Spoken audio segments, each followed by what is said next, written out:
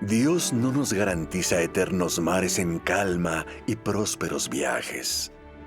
Incluso el apóstol Pablo sufrió naufragios 3 veces. Mucha gente se desilusiona precisamente por esto. Hacen lo correcto y sufren por ello. Pero no hay por qué preocuparse.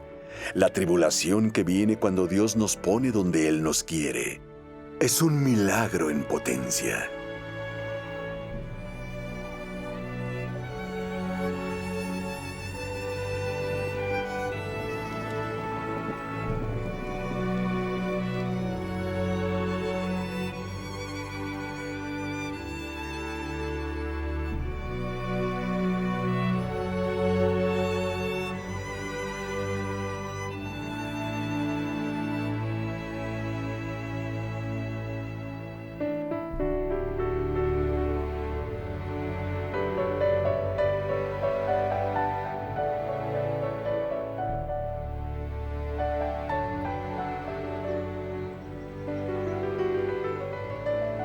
¿Qué es un milagro? ¿Solo un hecho raro de una magnitud tan grande que silencia a los críticos? Muchas personas no reconocen un milagro cuando lo ven. Cristo alimentó a la multitud con la cesta del almuerzo de un muchacho. Y luego los sabios y entendidos le pidieron que les mostrara un milagro. Jesús dijo que las personas no creerían ni aunque alguien se levantara de los muertos. La mente carnal está demasiado embotada para recibir las cosas de Dios, pero es lo suficiente aguda para racionalizar todas las obras de Dios. Milagro, en la Escritura, es una sencilla palabra que significa una obra de poder. Solo eso. No es la magia absurda del mito romano, que es el significado real de nuestra palabra milagro. Los milagros son cosas que todos los creyentes debemos experimentar constantemente. El poder de Dios en acción en nuestras vidas, 365 días llenos de milagros cada año. 366 en un año bisiesto. No vemos lo divinos que son ciertos sucesos. Dios oculta su mano. No hace sonar una trompeta ante Él cuando hace crecer la hierba, ni cuando obra en nuestro favor. Demasiado escuchamos a los cristianos contar lo que el diablo ha hecho, como si el diablo fuera más activo que el Señor. Tal vez el estilo de Satanás sea más llamativo para impresionarnos, pero Dios va al meollo de la cuestión, que es satisfacer su corazón de amor.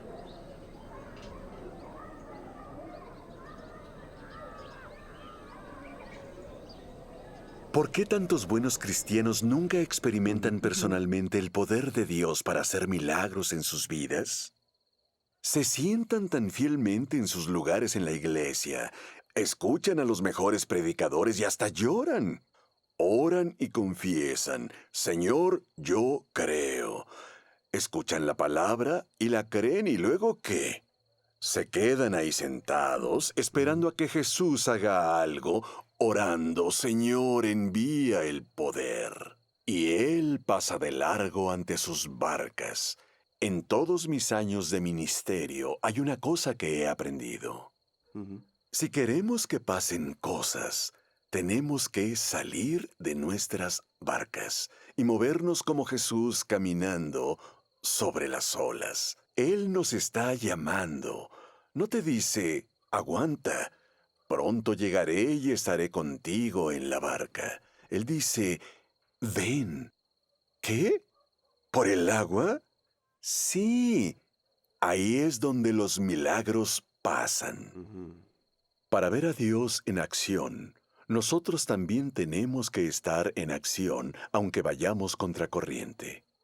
No te preocupes por los escépticos a quienes podamos molestar. Si estamos cómodos en compañía de personas poco exigentes que no practican una verdadera obediencia de fe, entonces hemos de saltar de la barca por encima de las opiniones humanas y dirigirnos hacia Jesús andando sobre las aguas de los milagros.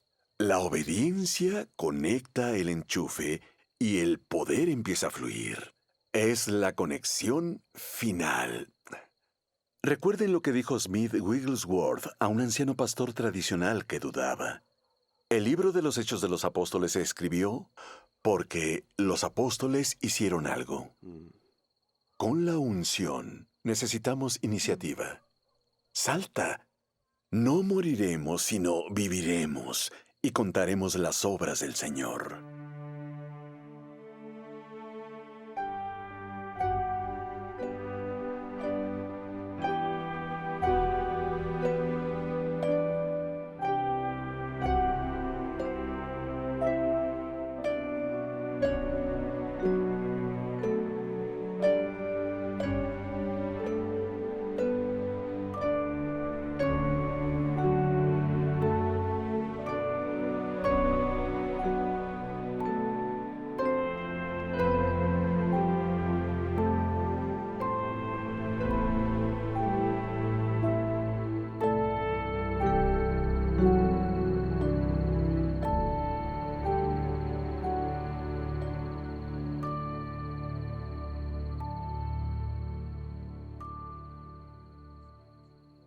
Como ya dije antes, el cristianismo es una religión de milagros o no es nada. Su principio más fundamental es la resurrección. Si nunca sucedió, entonces nuestra fe, toda ella, es vana. Si es verdad, entonces otros milagros no solo son posibles, sino probables. En la mente moderna, milagro no siempre tiene el significado que le da la Biblia. Dios no cuadrará el círculo, ni se negará a sí mismo, ni hará libres a los hombres para luego impedirles que hagan el mal al mismo tiempo. Dios no se encarga de lo absurdo, no, sino de lo imposible. Jesús fue muy preciso. Dijo que aquello que es imposible para los hombres es posible para Dios.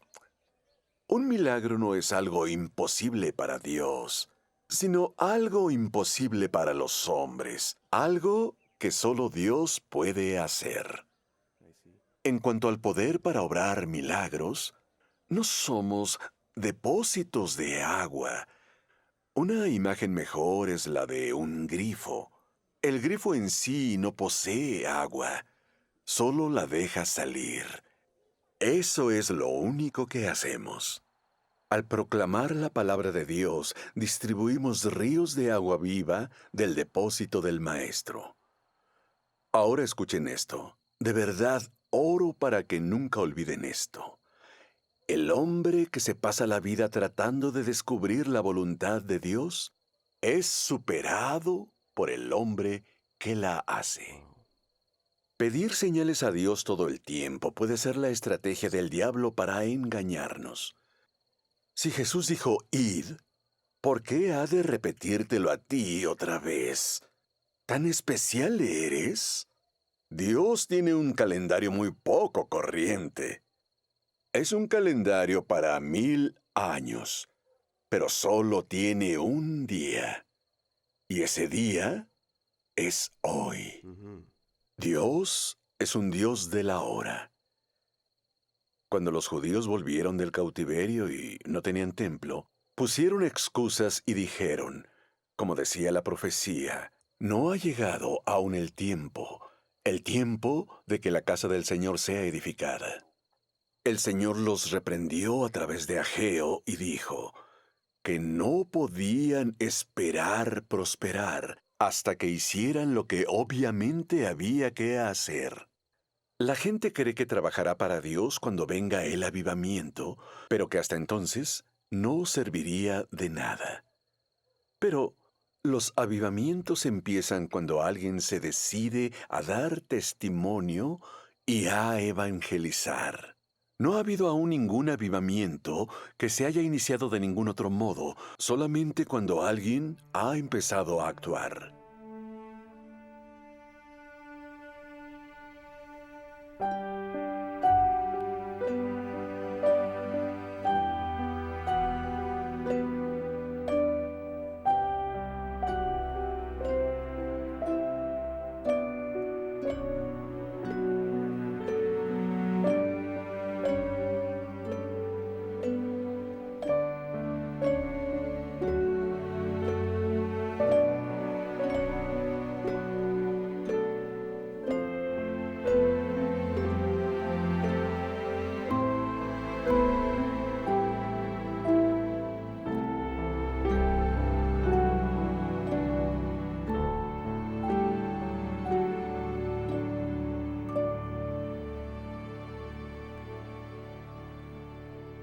Cualquiera puede creer a Dios cuando están pasando cosas y media nación está naciendo de nuevo. Pero en este mundo impío, si esperamos hasta que la situación sea mejor, el avivamiento nunca vendrá. Algunos dicen, iré cuando el Espíritu Santo me mueva. El problema es que el Espíritu Santo no puede moverlos. Dicen, no he sido llamado. Escucha, si has sido ungido, el mundo está ante ti. Ese es tu campo de misión. ¿No está pasando nada en tu zona? Entonces es tiempo de hacer que empiecen a pasar cosas. Puedes apostar a que Dios te va a ayudar. Dios busca iniciativa, valentía, empuje e imaginación. Las personas piden a Dios más y más poder, pero no hacen gran cosa con el poder que ya tienen. Es hora de formular planes para ir al arroyo a elegir 5 piedras lisas y enfrentarnos al gigante. Es hora de ir a Samaria como Felipe. Ni los apóstoles habían ido, pero Felipe vio señales y prodigios. El hombre de fe valerosa toma la ciudad por el poder de Dios. Si no quieres perder, entonces libera tu fe y deja actuar al Espíritu Santo. Esta es la victoria, nuestra fe.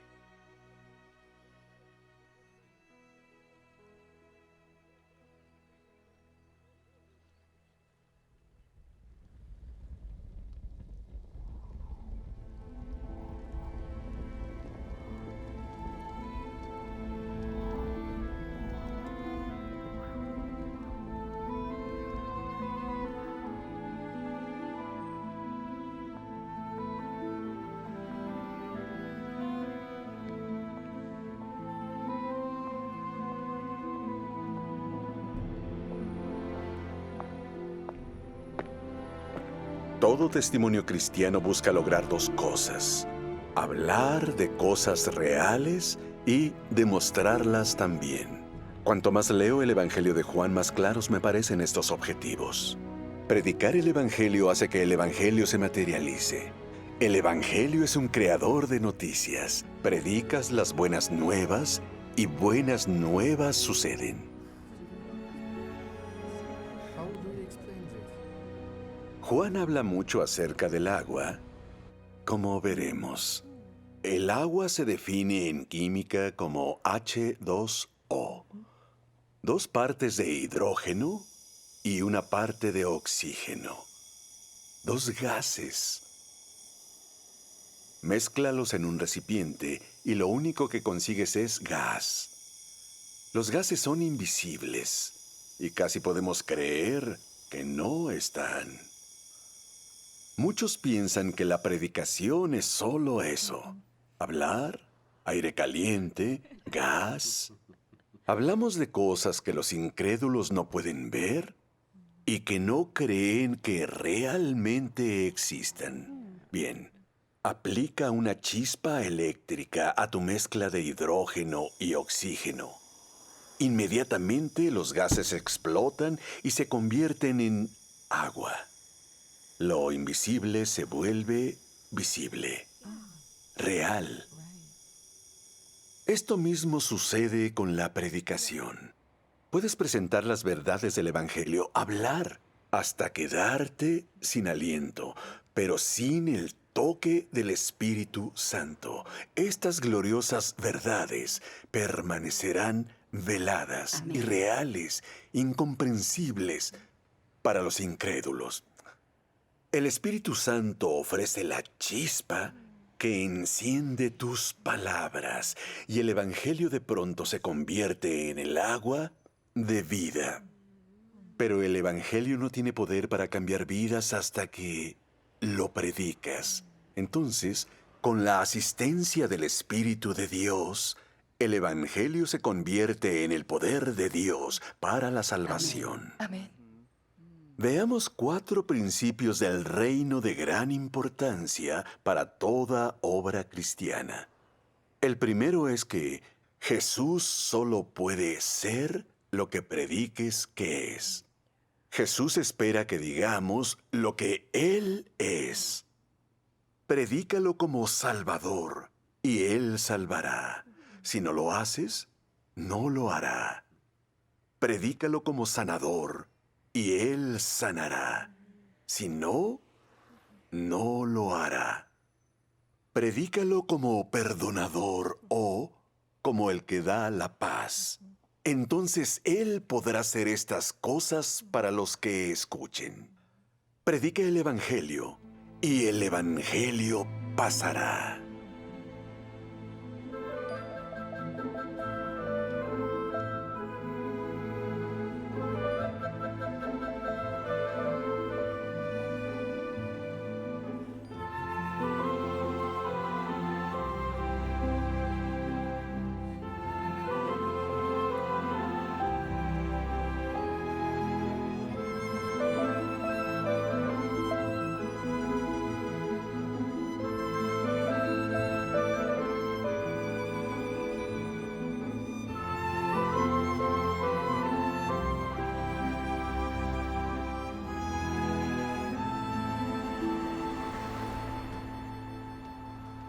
Y ahora el número 2. La voluntad soberana de Dios se manifiesta a través de nosotros. El Evangelio de Marcos nos dice que, después de haber ascendido al cielo, Jesús ayudó a sus discípulos en Marcos 16. Hablamos de la voluntad soberana de Dios, pero Él hace su voluntad soberana a través de nosotros, por lo general pidiéndonos que hagamos algo primero. Soberanía no significa secreto. Esta palabra se entiende y se utiliza muy mal. Dios es de hecho nuestro Señor y Dios soberano, pero no es impredecible. Si no conocemos la voluntad de Dios, entonces ciertamente deberíamos conocerla. Su palabra es su voluntad. El Salmo 103 declara: sus caminos notificó a Moisés y sus obras a los hijos de Israel. Si Dios fuera totalmente impredecible, nosotros no podríamos tener ninguna fe en Él. Pero podemos confiar en su carácter santo, impecablemente divino. En su soberanía Dios nos ha dejado tener voz y voto en las cosas. ¿Encubriré yo a Abraham lo que voy a hacer?, preguntó Dios en Génesis 18. Y aún hace más. Jesús dijo: pedid todo lo que queréis y os será hecho. Ahora, el punto número 3. Dios obra de acuerdo a la escala que empleemos. Nuestra medida de la obra es su medida. Piensen en la viuda que tenía una jarra de aceite. Eliseo le dijo que consiguiera todas las vasijas que pudiera. Ella pidió y tomó prestadas vasijas y las llenó todas hasta que no hubo más. Dios puede llenar tantas vasijas como le traigamos. Él puede salvar tantas almas y sanar tantos cuerpos como le demos la ocasión de salvar y sanar. Podemos tener una visión de barrio o tener una visión mundial. Y ahora el último punto, el número 4. Santiago dice: toda buena dádiva desciende del Padre de las luces, en el cual no hay mudanza ni sombra de variación. Como dice la Nueva Versión Internacional, Dios no cambia como los astros, ni se mueve como las sombras. Así es. El sol produce una sombra cuando avanza, y la sombra se mueve. Lo pueden observar en un reloj de sol, así es como marca la hora. Cuando no hay sombra, el sol está exactamente en su cenit. Dios nunca proyecta una sombra en lo absoluto, porque Él siempre está en el cenit. Y Él nunca se mueve de esa posición perfecta. La luz de Dios es eterna, no es transitoria, y siempre está completamente radiante. El Espíritu de Dios no parpadea inciertamente en nuestras vidas. Vive dentro de nosotros. Podemos vivir confiados sabiendo que Jesús prometió que nunca nos dejaría ni nos desampararía. En conclusión, si declaras toda su palabra, todo su consejo, sin quitar textos que seleccionamos diciendo que no pertenecen a nuestra dispensación actual, entonces tendrás el poder sobrenatural de Dios en tus manos. Recuerden, prediquen el Evangelio y el Evangelio pasará.